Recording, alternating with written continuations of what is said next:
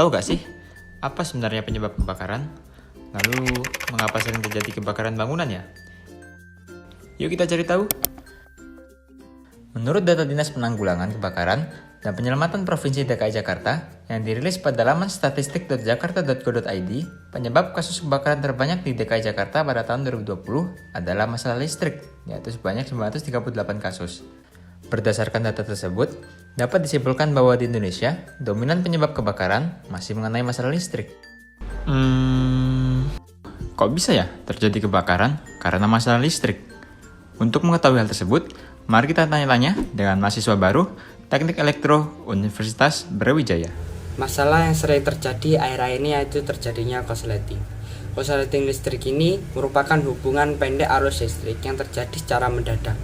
Salah satu penyebabnya yaitu penggunaan bahan yang tidak SNI, sehingga dapat menimbulkan kegagalan dari sistem dan dapat menimbulkan kebakaran. Apabila menimbulkan kebakaran akibat dari penggunaan bahan yang tidak SNI tersebut, hal ini memperbesar resiko kerugian bagi personal yang menggunakan bahan yang kurang SNI tersebut. Selain bahan yang kurang SNI, kebakaran juga dapat terjadi dari proses instalasi yang tidak tepat. Instalasi yang tidak tepat ini akan mengacu kepada suatu kegagalan sistem yang dapat menimbulkan terjadinya kebakaran. Selain dari kedua hal tersebut, korsleting juga dapat terjadi bila mana suatu instalasi listrik mengalami kelebihan daya dalam satu waktu yang spontan.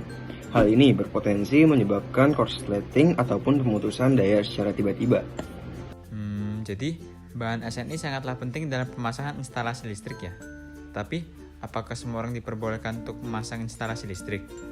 Ada baiknya jika kita meminta bantuan dari orang yang lebih berpengalaman untuk menjamin keamanannya. Akan tetapi lebih bagus lagi jika kita meminta bantuan dari pihak PLN, karena orang-orang dari pihak PLN pasti sudah profesional dan terjamin kualitasnya. Karena mereka pasti sudah mendapatkan pelatihan untuk bagaimana cara memasang instalasi listrik yang baik dan juga benar.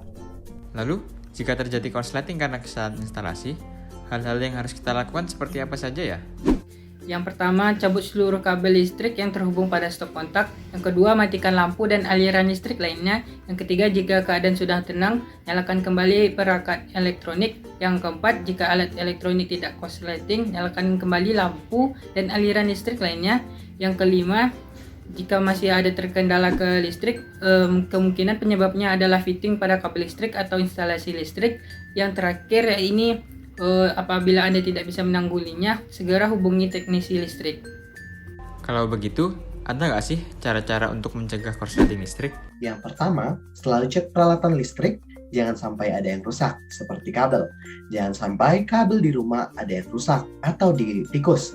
Yang kedua, gunakan peralatan listrik yang berstandar SNI. Yang ketiga, jangan gunakan colokan yang sudah berwarna hitam. Dan jangan juga menumpuk steker. Dan yang paling utama adalah selalu cek instalasi arus listrik maksimal 10 tahun sekali. Jadi teman-teman, masalah dalam kelistrikan tidak boleh dianggap remeh, karena salah satu dampak terburuknya adalah korsleting yang dapat menyebabkan kebakaran. Warga harus serius saat memilih bahan-bahan kelistrikan, yaitu bahan-bahan yang memiliki standar nasional Indonesia atau SNI. Saat memasang instalasi listrik, kita juga harus peduli dengan pemasangannya. Orang-orang yang memiliki pengalaman ataupun PLN adalah contoh orang yang dapat diandalkan. Dan jika di tempat kalian mengalami korsleting listrik, ikutilah petunjuk yang sudah kami berikan. Dan ingat untuk tetap tenang dan janganlah panik. Tapi, mencegah lebih baik daripada memperbaiki.